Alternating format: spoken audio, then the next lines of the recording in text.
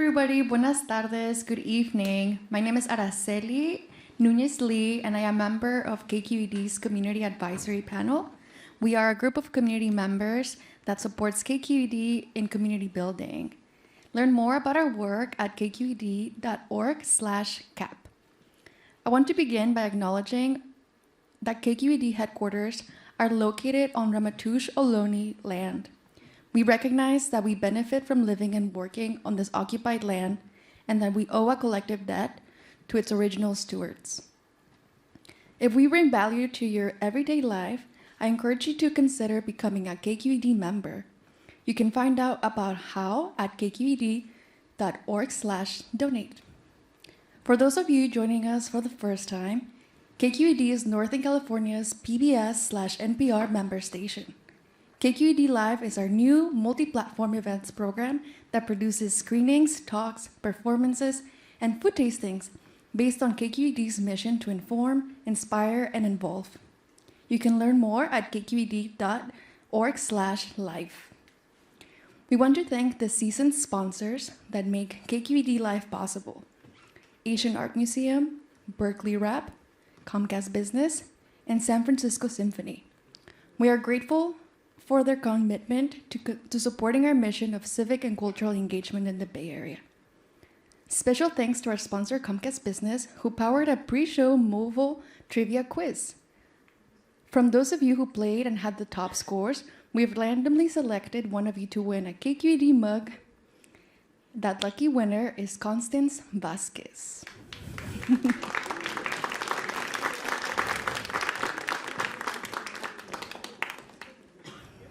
A big shout out to Hasta Muerte Coffee, Nopalito SF, and KQED Food for helping us promote this community event. Also, if you're on Instagram, be sure to follow us at KQED en Español and at KQED.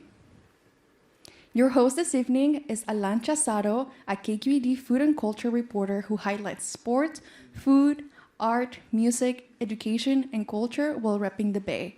Be sure to check out his series, Hella Hungry. Please welcome Alan Chazaro to the stage. Hola, hola. Thank you, Alejandro.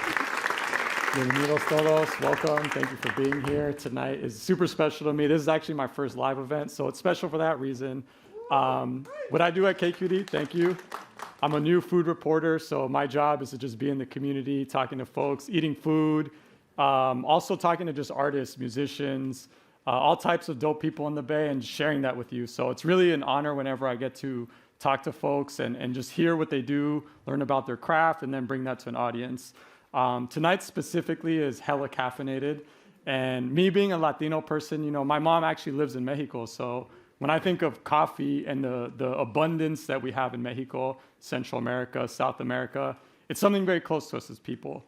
You really can't go into a Latino home and not be asked to like partake in coffee. Doesn't matter if it's the morning, if it's freaking midnight, if the person is 90 or 9 years old, like we're all at a table eating pan and drinking coffee, right? And I think part of the reason, I was kind of reflecting like why are we so attached to this beverage, to this custom, to this ritual? And a lot of Latino folks are in the fields, right? Like we're the ones that are often cultivating the tierra, the soil, the land. We're very connected, right? And if it's not us personally, it might be a family member or a friend, or a friend's, you know, parent, things like that. So I think there's a certain appreciation that we have as Latino, Latina, Latinx, Latina people in our super complex, diverse diasporas, right? And all of us kind of come together for this one thing.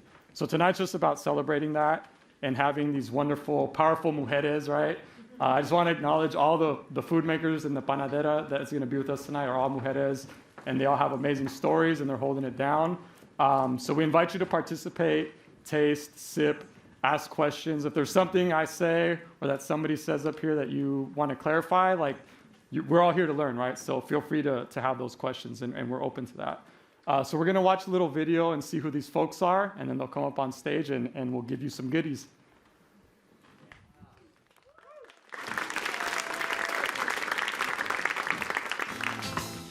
My name is Ana Valle with Abanico Coffee Roasters.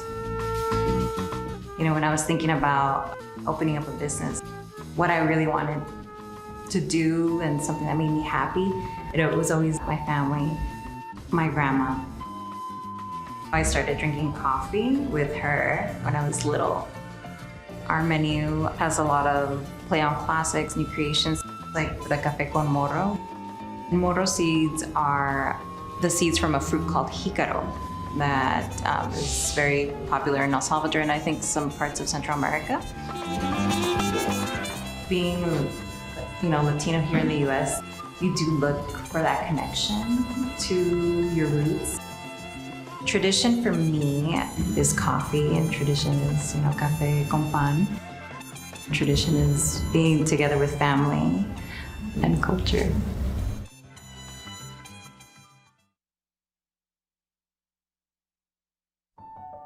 My name is Raquel Goldman, and my business is Norte 54. Norte 54 is like my grandmother's house. She was the woman who raised us during the summer. So there's that aspect of tapping into that work ethic, feeding that many people. And I think it's something that's passed down to me. My time at home as a mom, my love for making food and bringing that to people, like it all just kind of came together. It kind of just evolved into like this whole cultural sort of rediscovery. Being a Mexican raised in the US, baking Mexican baked goods was kind of a form of self-expression. These were the flavors that I gravitated towards. I hope that it brings people back into a good memory. It taps into that sort of emotional center where food just hits us and you feel like cared for.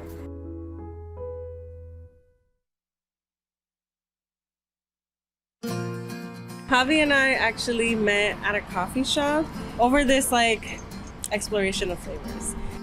I feel like at the foundation of us wanting to create Café con Cariño is like an intention of creating together and have a coffee business that reflected the flavors of our communities and our cultures, and that also challenged this coffee industry. We wanted to be serving coffee to queer communities of color. We wanted to be serving coffee to other organizers. We wanted to be connected to people that were moving through the world in ways that felt meaningful to us. And creating a culture where workers feel inspired and encouraged to create and to explore and to feel cared for and feel like there's space for them in this industry.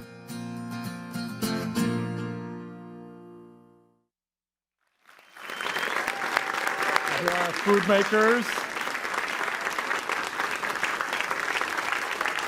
Bienvenidos.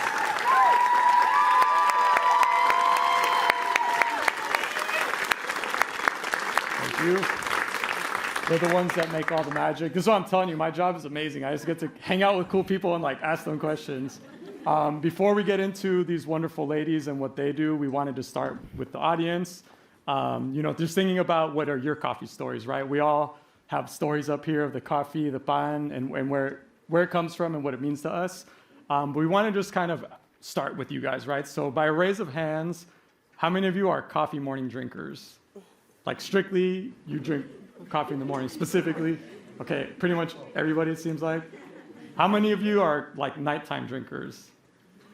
Ooh, there's a lot of you. Hella caffeinated folks out here.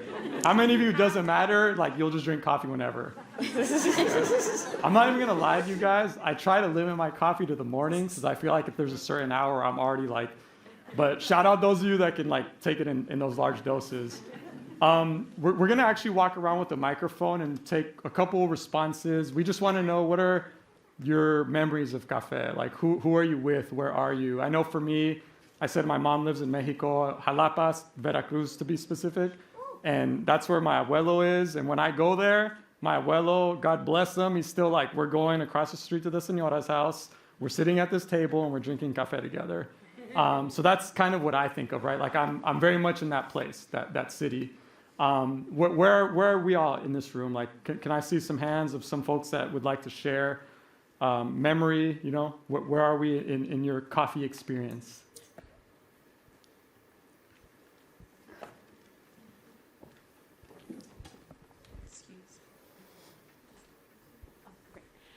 So my memory, my happiness is watching my tía in the rancho in Michoacán making café de olla in a, like olla de barro, and just watching it being like, what is she doing? And it's smelling the cinnamon and just having that moment of like, I'm exhausted. We drove here and it's late, but my dad is so relaxed and happy. And his sister's making us coffee and just having that moment of like, you're going to give me some? This is fantastic. And if I can just ask, was that from an early age that's something you were doing, or is that something that... Yes, absolutely. We were just drinking café con leche or café de olla on special occasions from... I don't remember not drinking it, to be honest. Yeah. They start us young when we're Latino and Latina, huh? As if we need the extra juice and kick. I saw another hand up here. Yeah. Raise your hand.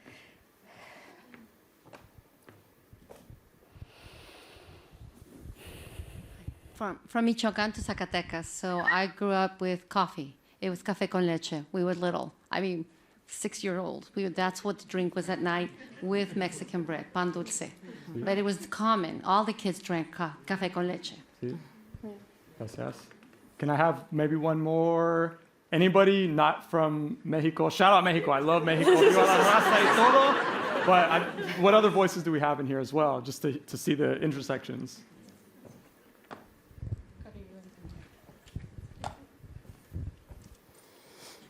Yeah, I started relatively late. I just think about graduate school. It was a really intense time, and I remember some very late nights with a lot of coffee. Definitely, dude. I started, like I was exposed early, but I didn't really start drinking coffee until grad school as well, when I actually felt like I needed that kick.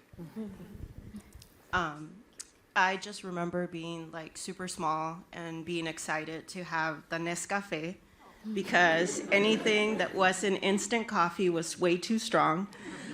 So we would just have Nescafe con leche, mostly leche, up until I started drinking coffee, which was also college, and it was a stressful time as well. Yeah. Thank you, coffee, for all the moments you got us through.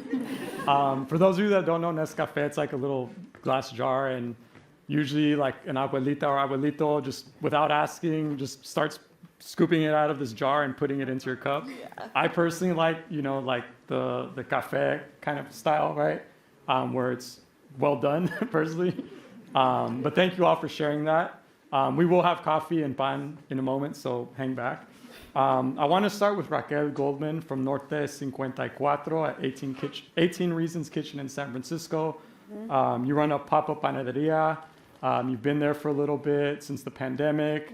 Can you tell us a little bit about what it is that you do at your Panaderia? Yeah.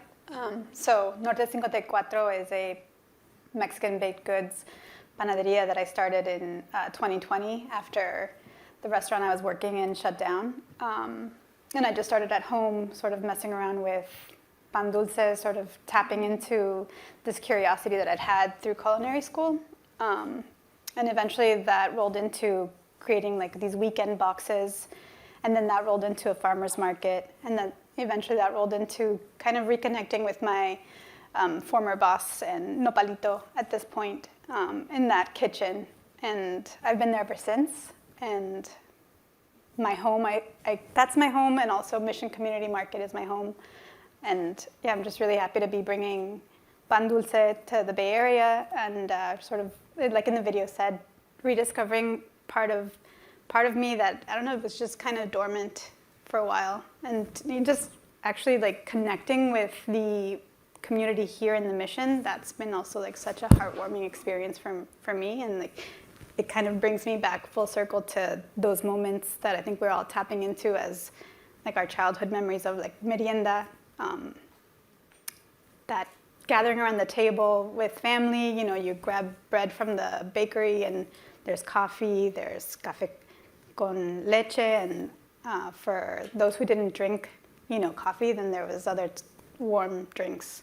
Definitely, and I should have prefaced by saying we're talking about coffee, but like some people have peanut butter and jelly, right, in their house. Like Latinos, we have café and pan. Like that's an essential component of it, right? Right. And I know you mentioned a little bit in the video, you alluded to your grandmother in Mexico City. Can you tell us about the name of your panaderia, Norte 54 and what that, like why that's such a specific name for a panaderia. Like, what is that about? Right, so Norte 54 is literally the street that my grandmother's house is on. And I was born in Mexico, but then raised in the States. And every summer we like road trip back to Mexico City, and that's kind of like home base and where I would spend 3 months of the year, like with my grandmother. So when I started to think about a name for what I was doing, I sort of brainstormed a little bit, but Norte 54 was the one that was like, yep, this is home away from home, this is what it should be. So it's literally just a city street in Mexico. Definitely. And I think another part of Latinidad is sharing what we know and what we love with others, right? So by even naming it that, you're inviting us to this memory, but also like a physical location for you and giving that to us through the food that you make. Yeah. Do you want to tell us a little bit about the pan dulce that you're serving us tonight? Yeah, so today I'm bringing conchas. I've brought 2 different kinds of conchas, but one specifically to pair with what Javi and Claudia and Ana are bringing. So I think you can see here the list of ingredients, just in case of any allergies. But the concha is essentially a brioche type of dough. So you have butter, an enriched dough. So that means butter, flour, eggs, and milk, and all of those other ingredients coming together. Specifically for today, we have a orange zest dough, and it has the topping, that crumbly topping that most kids like to pick off and just eat. That was my favorite thing to do. Not just kids, I do too. Okay, everyone. That was my memory of having the café con pan and the merienda time in the evenings. Was I would just grab the concha, take that sugary shell off, and eat it, and I would leave the bread alone. But fast forward to like where I am now, and I really wanted to make like a concha that I would like thoroughly eat all the way through. And then, so today the concha topping has fresh cardamom in it, so you get that hint of cardamom coming through, and then the zest in the dough, and I hope that it pairs really well with the coffee drink that these lovely ladies have brought today. And then the other concha is just a strawberry concha. It's got really nice vanilla flavoring in the dough, and powdered sugar, the powdered sugar and strawberry in the concha topping. And it's kind of, I tried to make my concha toppings to match the season, so we're about to head into strawberry season. Hopefully those Watsonville farmers are pulling through, but yeah. Lord, thank you for blessing us with your creation. One of the things I really like about your conchas is that they're just high quality ingredients, pero también they're like experimental, no? Like you've done duvalin and like churros, like different flavors that you don't always pair or seen paired with conchas. You like to do, so I appreciate that. Thank you. I'm gonna move over here to Javi and Clau from Café Con Cariño, served at Understory in Oakland, which you label as a woman in migrant-owned coffee business, serving Proyecto Diez coffee, just serving bomb things there too on the other side of the Bay Bridge. Can you tell us a little bit about what your mission is? Like the Cariño is a big part, obviously, of what you do. Like, how does that come across in the coffee that you serve and the beverages you make? Yeah, I think there's a couple components. I think one of the ways that the Cariño is coming through is through the flavors, through the experimentation, and through bringing in culture to our flavors, and like particularly like our backgrounds and our cultures. I'm from Chile, Clau is Salvadoreña y Mexicana. And then I think the other aspect of it is through our political praxis. Both of us come from community organizing backgrounds, and we also love coffee and have both worked in coffee. And so I think we're trying to, like our vision for Café Con Cariño, right now we're just a pop-up. We've only been operating for about a year. Have mostly been able to focus on like the coffee aspect of it and like experimenting with our flavors. We make the majority of the syrups that go into our drinks, we make ourselves, and we've like created from scratch and just have like plated, like just been in the kitchen just playing and putting ingredients together until we get a flavor that we like and that we feel represents some aspect of our childhood or culture. But then we also really want to grow a space that is about community care and really like a space where we can reimagine what can be done when you have access to physical space, which I think is something that Understory is already doing. They're a worker-owned restaurant space. They hold a lot of community events. So we really want to focus on that too. We really want to give space for chefs, for baristas, for folks who are trying to be in the food industry, to be creative, to play with flavors, and also to be a space of resource, a space where we can host events, a space where we can host skill shares and such. Definitely, yeah. I really appreciate the work that you all do. It has that sort of political awareness, right? And I think that's super important for our community, for our people. You mentioned a zine, that you kind of started a zine when you were both UC Santa Cruz students. And can you tell us a little bit about that and sort of what that was? And I feel like it ties well into that ethos that you're speaking about of the political consciousness. The zine that we made is titled Love in the Time of COVID-19. And, and it really was born out of our helplessness of seeing what was happening to our communities being disproportionately affected by COVID-19, the isolation, the high rates, the quarantine, and just the restlessness of it all, and on top of that, the fear. So at that point, Javi and I hadn't really collaborated in that way before. So we were just like, all right, let's just like do this. Let's be Canva queens. Let's create something that's like cute, that has a message and that has a story. And I think the biggest takeaway was the collaboration.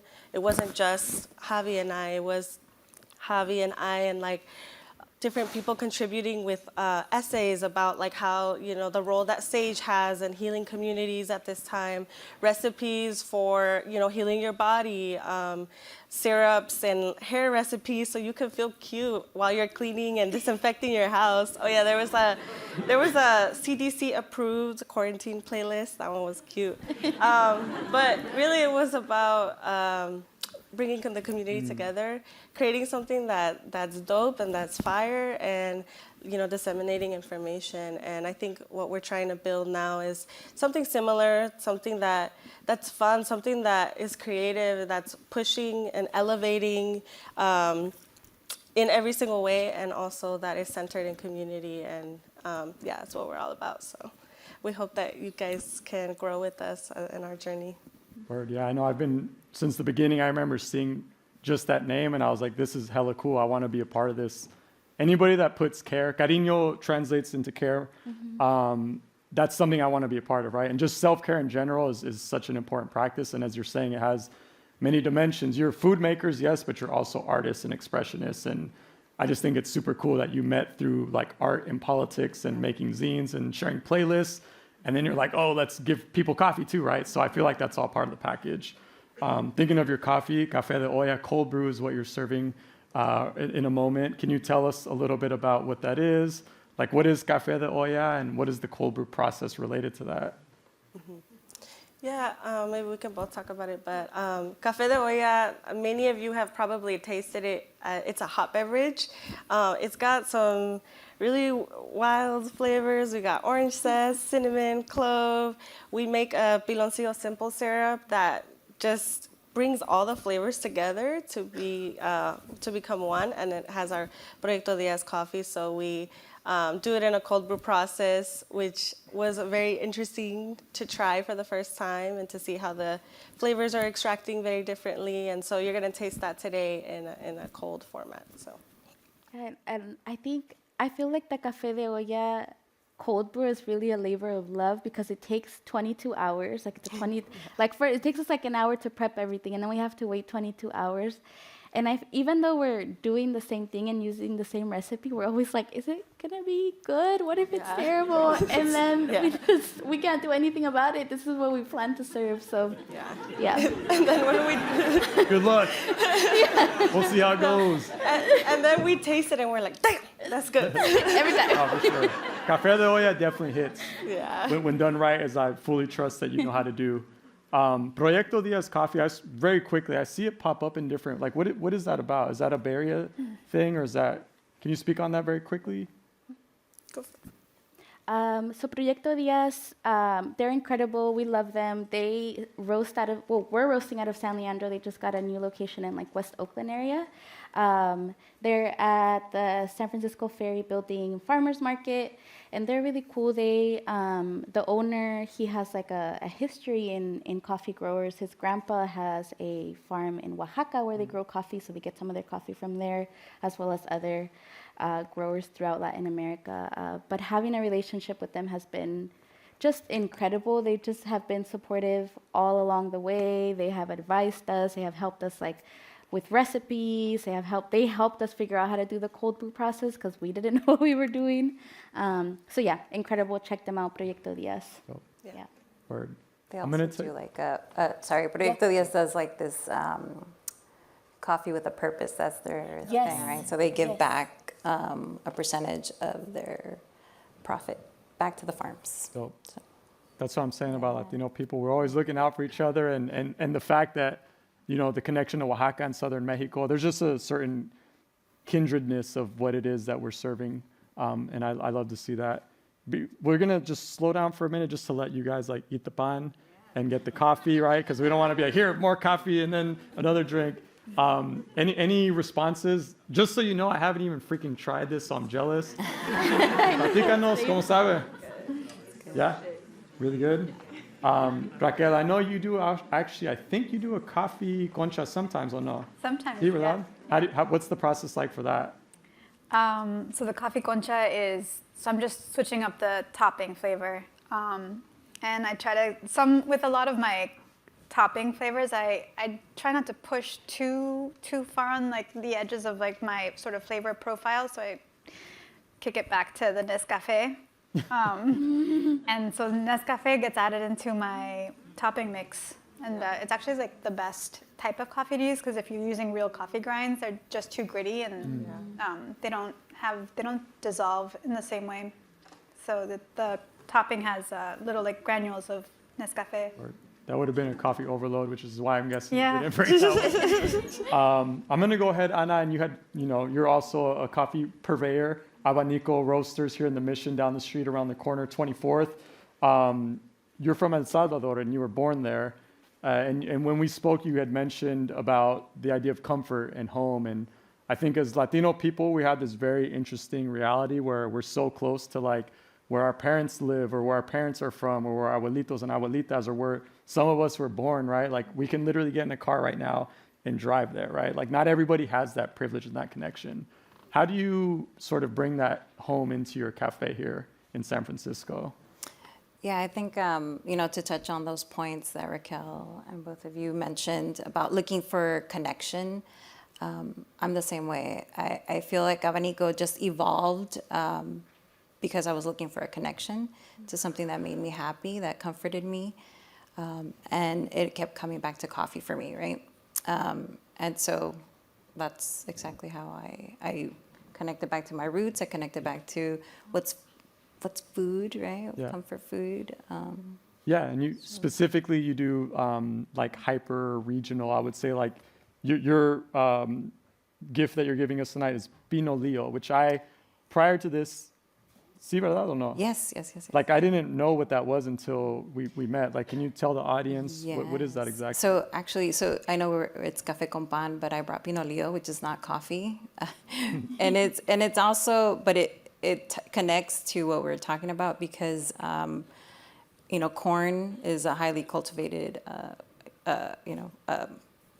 grain, right, in Latin America. So this drink has corn. It's cacao based. Cacao, another ingredient, and another cultivating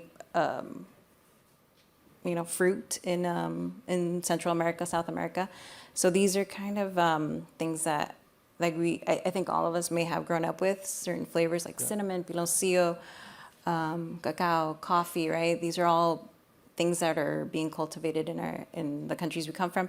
So Pino Leo, the way I know it is Nicaragüense style, and it was always served iced with cinnamon and sugar. And so when we get to it, I'll explain a little more. But it's also connecting to again, another ingredient that connects us to our roots, right? Definitely. Pinolillo, pinol. And I think in Mexico they call it pinol. So every country Yeah. has a variation of the drink. It's just a matter of what, I think the cacao, how much cacao is in it, how much corn is in it, so. You have a secret balance that you've achieved at yours? We or- actually work with this woman from Honduras who provides the mix already made for us. And then at Abanico coffee, we add a little piloncillo syrup to it just to tone down some of the spices. And then we treat it like a latte at the coffee shop. So yeah, I'll have to, it's really again, good. I have not tried this myself Yeah. yet, so I'm very jealous that I'm on this side in this moment. We have, I believe, the Café coming out right now. This is Café con Cariño.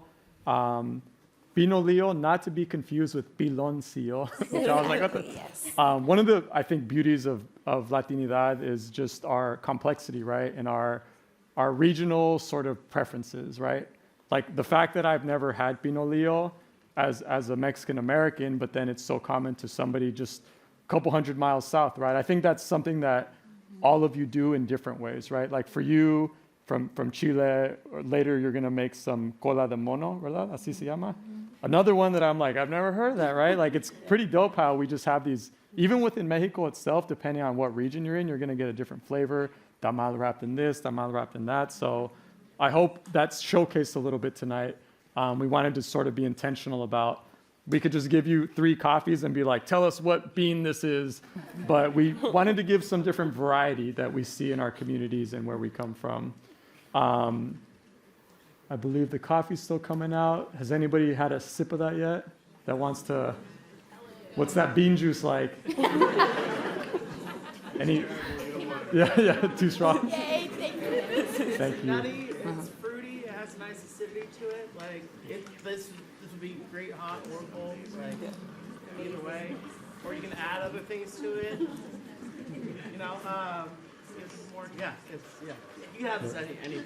So. Yeah, that's what we gotta give my abuela this now. Cariño, I think it also means love, and can be translated to like compassion and support for what I think everyone is serving. We all sort of want, especially since out of the days of the pandemic, now we're searching more for compassion, just more for love.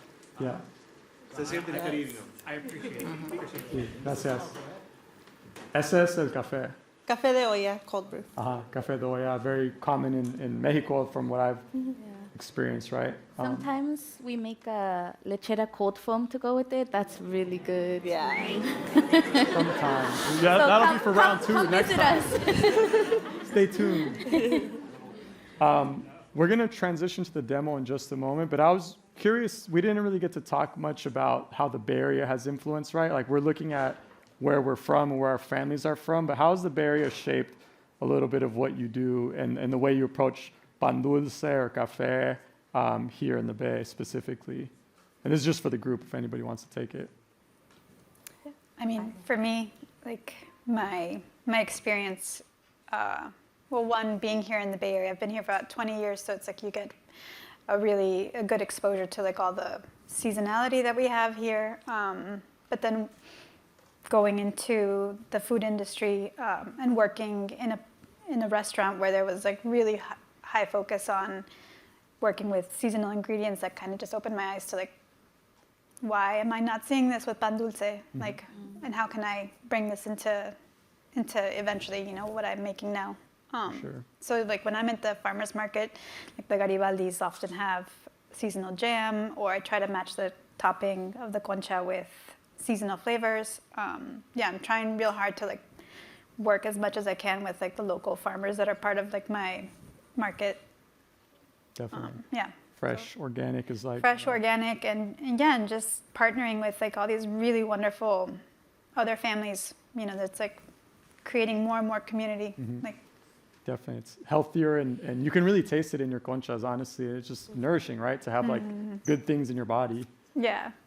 Anybody A lot else of have? Honestly, that's part of the reason I said I'm not a dulcero, is because you go to the panaderias and some is demasiado, like the amounts of sugar and all the extra crap that's in it. I'm just like, I'll take one. And there's no, otra. Es bien flaco, mijo. I'm like, please. Does anybody else want to briefly speak on how the Bay Area has influenced from the coffee scene and the way that you approach coffee and the mixes that you have and serve at your businesses?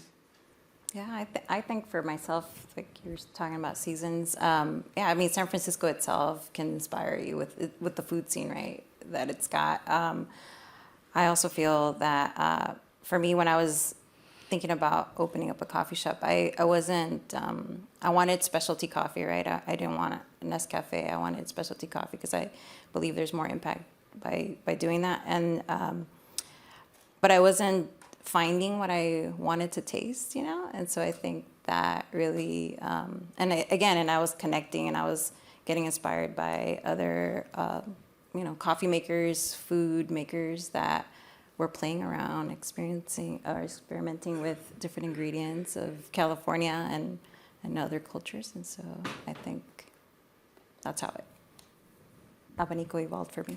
In summary, we're blessed to be living in the Bay Area, guys. I think is my takeaway here. We should move to the demo here so we have enough time for you all to do your thing. So we're actually gonna, I say we, they are gonna make some goodies for us that we can also taste in just a moment. So we can head over to the table over here. So I think we're gonna start on this end with Café con Cariño. We have something called, sorry, I'm like all back here. I'll stand right here if I can squeeze in. Cola de mono, which is sort of a Chilean, I don't know, like an eggnog or something of that sort, like a holiday drink, but you could probably do a better job than me of explaining what it is.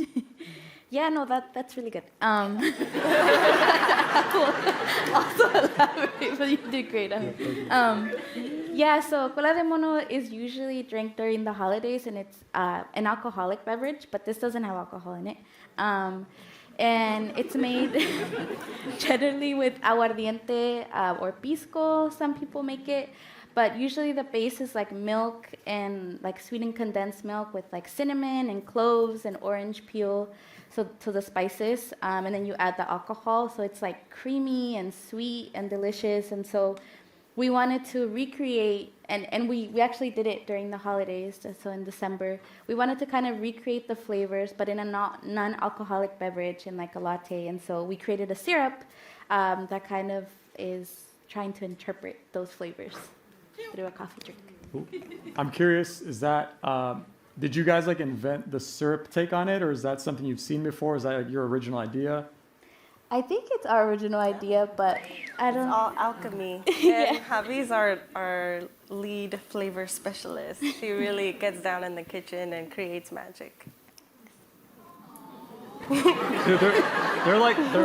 synergy is so strong. When I first met them, I'm like, you guys are like twins. Can you tell us? Well, I don't know if you have the answer to this, but I was curious. Cola de mono translates into monkey's tail. Yeah.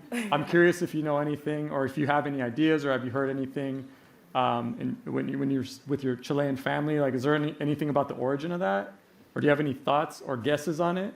I have no idea. I should have probably done some research to learn about the roots of the name, but I think you did some research. I had to, but I was gonna see like if you had, you're the direct source. I just typed it into Google. Shout out Google, and it said one was that it may, in quotes, may be related to the presidents of Chile at some time, and that was it. And then it was like, it didn't elaborate on what that meant. It said may be related to this one president. Yeah. And I think that was pretty much it from what I saw, to be honest. Nice. That's why I was hoping you would have answers. I'm sorry. It's all good. So you're gonna put this and mix it with our drip coffee over here. Yes, for Anna's coffee. Yeah. You want to tell us a little bit about what it is you're gonna be serving? Yes, so this is a drip coffee from Chiapas, Mexico, and it's from a women's group that we carry at the coffee shop. And we're gonna just do a little experiment, mixing it up with this cola de mono syrup, and have 2 lucky winners, I think, taste it today. We actually tasted it in the back. It's really good. Again, I just have to be the unlucky one that like watches it. Taste any of it, apparently. You get to I want smell to get it. this man some coffee. Is there a certain I know we were sort of pairing these things. When you chose this, did that ignite something for you, like a certain roast of coffee or a certain style that you wanted to mix it with, or? I think I knew that I wanted to bring this specific coffee just because it has a nice body, it holds milk, it holds syrups really nicely, so it is ready. It smells so good. And in terms of the ratio, we're just kind of eyeballing it here, I think, right? And just guesstimating how much is going to balance out. Thank you. So we're going to have these two coffee specialties made in the moment, first time. We're just kind of experimenting up here, mixing, mezclando. And then we're going to take that and we're going to take some nibbles from the pan dulce up here. Do you want to tell us, Raquel, what it is that you brought? Yeah, so I brought these conchas. They're cardamom conchas, like I explained before, and based off of the cola de mono flavors, the spices, you had all these like lovely warm spices, but the one I was like, you didn't have was the cardamom, and I was like, I think the cardamom can slide right in there and just match up, and then to pair up with the orange zest in your syrup, I've also added orange zest in the dough. And yeah, we tried them in the back. They were really good. So I didn't get that part again. Sorry, Alan. Up close, I don't know if the camera gets this at all, but you can see like little sort of zest, I guess, or little bits of what is that, the peel or? I mean, I wish I could pull it apart. But if you have a cardamom concha, you can see the flecks of like the cardamom. I literally took like cardamom pods, toasted them on the skillet, and then ground them so that you get that really pungent, sort of minty, aromatic flavor of the cardamom. It seems like the way that you make conchas is very delicate and laborious in a way, right? Like you're really getting the ingredients and putting them in. Like I can see the granular parts of the ingredients in here. How long does it take, and like how many can you make at a time? Do you do it by yourself, or do you have help, or how does that work? Today was by myself. Today was one of those, like I call them like the long haul morning bakes, where I wake up 4:30, try to get into the kitchen by 5. Sometimes I snooze and push it a little bit. But yeah, I was in the kitchen by 5:30, and the dough was already made from the day before, so I could just sort of focus on the dividing the dough and rolling. You saw some of that action in the video, but yeah, if you're making, I think I brought in about 200 samples, so it's a lot of arm action. It's a lot of. That's why you're buffer than me right here. maybe. I believe we have the pinolillo being passed around now. Yeah, can I get a few, like what is that? Tell me, I want to know. Sarah, I might need one of those later. Save me one. A light version of atole. For those of you folks that don't know atole, how would you describe or explain that? Or like, what is it? I know what it is. Hot chocolate and coffee together. It's a little lighter, but thick. Yeah. Thank you. Gracias. Thank you. Salud a todos. Gracias. Yeah, I want to say that, like, Mocha's my friend that brings us the pinolillo. She said, mocha is not a new concept for Latin America. Mocha has always been there. The cacao and the corn has always been there. And I know in El Salvador we do a corn coffee too. That's our decaf option. So this is just a little, blend of all those, again, ingredients that we keep, coming back to. Super dope and tasty. Yeah. I recently learned a little bit of a sidebar in terms of cacao. The oldest origin of cacao is from South America, and there's still a tree that they've kept going for thousands of years that chocolate makers in the Bay Area still source. So there's a lot of that sort of, again, connection to the land, to the ancestral energy, right? Like when you go to your home countries, you just feel this certain presence and connection that I feel like I don't sense when I'm in the United States, right? It's a lot of concrete here. Over there, it's like open, just grass and bugs, and we're kind of like spoiled in the sense like, this is annoying. But when you really soak it in, it's just a different level of understanding and connectivity. And I can really taste that in something like this. And you can't get this everywhere. Do you know other places that serve this in the Bay or around here? You can probably find it in a lot of Nicaragüense restaurants or a really cute cafe on Mission Street called Abanico Cafe. I'll have to check it out. Gracias. I think the coffee's ready. We don't want it to get cold. The vine is up here. It's ready. If you lovely ladies would like to take a seat, Yes. we're gonna have two random guests. I don't know how we're gonna do this, but we're gonna have two guests. Where's Joanne? Arm wrestle for it. Joanne, do you want to go ahead or Paloma? Let's see. First two people to raise their hands. I saw you and you. You, yep. You and you. Yeah. You guys want to come over here to Paloma? To the side. A ver, ¿qué pasa? So if you go through the side over there. Yeah, no. Thank you guys. You're the first to test out this experiment that we've been brewing. What is this cookie butter? So go ahead and take one and one, como quieran. And I know it's probably not something that you do where you just kind of sip coffee and eat conchas in front of a couple hundred people. But thank you for being up here. What are your names? Oh, my name is Sochi. Oh, let me grab this. Oh, shit. Oh. I got you. Hi, my name is Sochi. That's my sister right there. I did not know that. This is not pre-planned. Bienvenida. I'm Nicole. Nicole, thank you for being up here.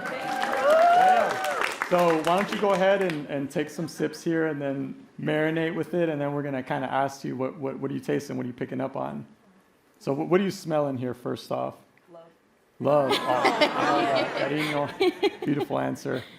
Can you kind of pick up on the cola de mono? Do you smell something different, or is the coffee a bit overpowering? It smells floral. Sorry. Floral Yep. notes I'm getting? For me, it's minty. Minty? Minty, yeah. Okay. Bueno, pruébalo. Sí, now don't wait on me. Go in. It feels like a warm hug. Like it's comforting. Yeah. And it's so yummy. That's the cariñoso part, right? Yeah, it doesn't taste like Nescafe. Hey, that should be your slogan now. Café con cariño does not taste like Nescafe. Not Nescafe. Take a few sips there, let it soak in. Here at KQED, they give us coffee, and it's just like, the peats, which isn't bad, but I wish we had some of this stuff, right? Mixing it in. Any other, sometimes like the flavors reveal themselves with anything else that's coming to mind with that? I can taste like the fruitiness of the orange. It's really good. Dope. También. Yeah, the fruitiness, the zest of the orange, as well as that underlying spice. Dope. Yeah, makes for a good combo. Two lucky people up here just telling us about how great this experience is, basically. But then, también, if you want to go in on the pan, one each there, if you can see how that pairs, what do you think? So we told the coffee makers and the Panaderia to try to make a pairing, right? So let's see how it turns out. Ooh, the dip action. The dip? Getting that camera, getting that drip and that dip right here. We got a pro. Sochi was not planted. I swear.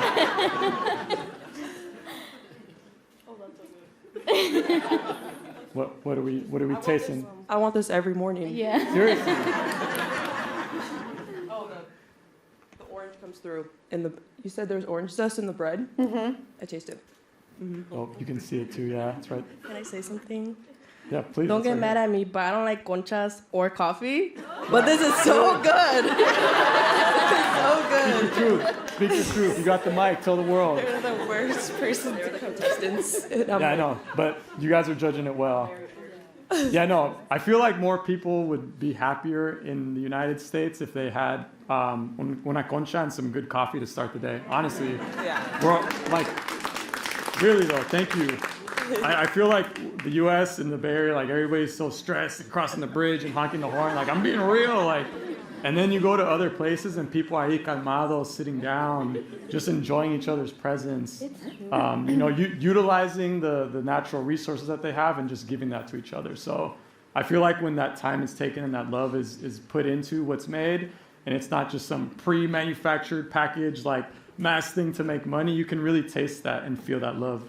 I don't want to put words in your mouth, but is that accurate to what you're feeling right now? Definitely, I was thinking also just like good conversations and good times. For sure. Algo más? Do you guys want to shout out any other spots that you go to for your coffee or your pan? Shout out Hasta Muerte Coffee. And on Fruitvale in Oakland. Yep, they're a good one. They have a great reputation again of politics and the community and just being active. I'm sure you get free Café con Cariño or what? I don't know. I probably don't need to go anywhere else. Oh, if you guys have a sweet tooth and coffee's too overpowering, please get a syrup from Café con Cariño. It's so good. The piloncillo syrup is my favorite. I use half of the bottle. So for coffee? Yeah. For cup? Yeah. And I don't know if you guys have gone to my sister's and Javi's pop-up, but there's also the Dragon Heart Mocha. It's so damn good. ¿Cómo se llama? Dragon Heart Mocha. Dragon Heart Mocha? Right, that's what it's called? It's a spicy chocolate that burns your soul in a good way. Ooh, burns your soul. Wow. It's, made by 2 Scorpios, so naturally. Ándale. Cool. Well, thank you guys for being up here. Appreciate you. You can head off. Thank you.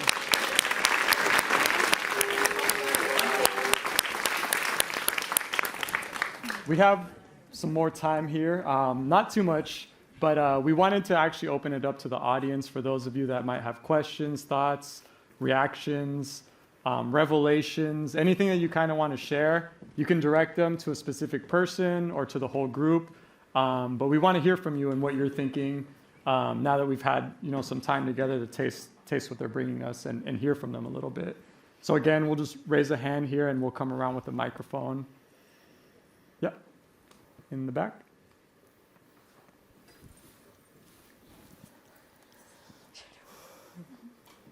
Who raised their hand? It's okay. I have a question about the concha. So I also have not really been a fan of concha, but if it's there, if I have something to dunk it in, I will eat it because it's bread. But it's always really dry or like kind of flavorless. That is the best concha I've ever had in my life. Like it was like, it was really like, I didn't know conchas could be like this. What is it that you do? Like, what is the difference? What do you know what's happening there that makes it different? What is that was secret? wonderful, and it's just like the way like it. I think there was like a creaminess or something that went so well with the coffee. That was just, oh my god. So that's my question.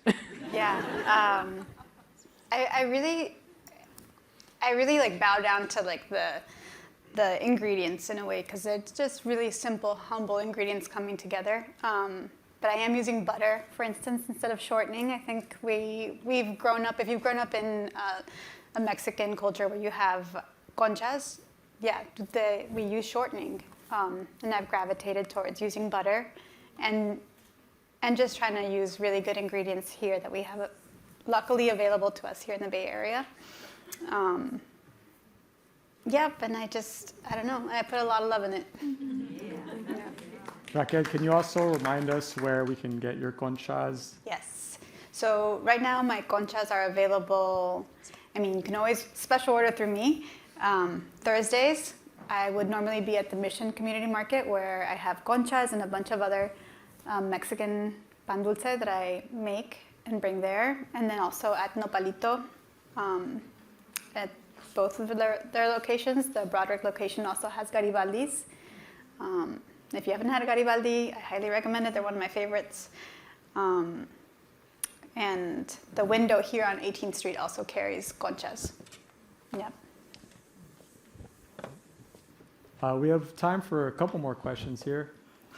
We'll get to you next, okay? We have one back there. Hi, I'm wondering, like, as Latinas, how do you try to protect parts of yourself in the midst of, like, a fast-paced, like, business environment? What's that experience like for you all? We don't sleep. We drink coffee, eat sugar. Hella caffeinated. Yeah. I don't know. I for myself, I I became a mother 8 years ago, and since then I just have to stay up. I just have to keep going. I think there's a lot of insecurity too that I think at least I struggle with. Failure. I always think, I'm not gonna be able to do this. I don't have any experience in this, right? And so, but I kind of feel like I take a step and then I try to tell myself, well, I don't know, if others before me have done it, or someone else is doing it right now, I'm like, I could do it too. And then I think about also my daughter. I'm like, I want her to have an inspiration at some point, and if it's something that I can do that will help her say, you know what, I can do something that I really want to do and follow my dreams. So I just gotta commit.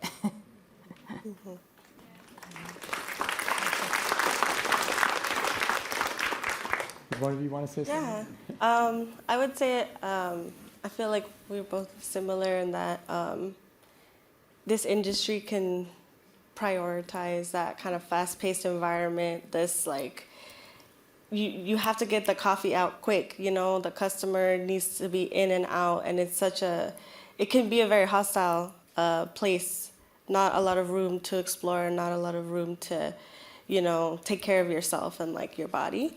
And so I feel really grateful that I have a partner who I feel like we're both on the same page that, hey, if we need to cancel the pop-up this Saturday because we're just so tired, we're going to do that. And we're going to take care of ourselves because we want to be sustainable and we want longevity for ourselves so that we can continue doing this work and finding spaces like Understory and finding mentorship with people who are also doing something similar, that we're doing something that's rooted in wellness and prioritizing ourselves and our bodies so that we can continue doing this. Self-cariño. Yeah, self-cariño. I love that. We're running out of time, but I did see one more hand, and I would love to hear the question that you had.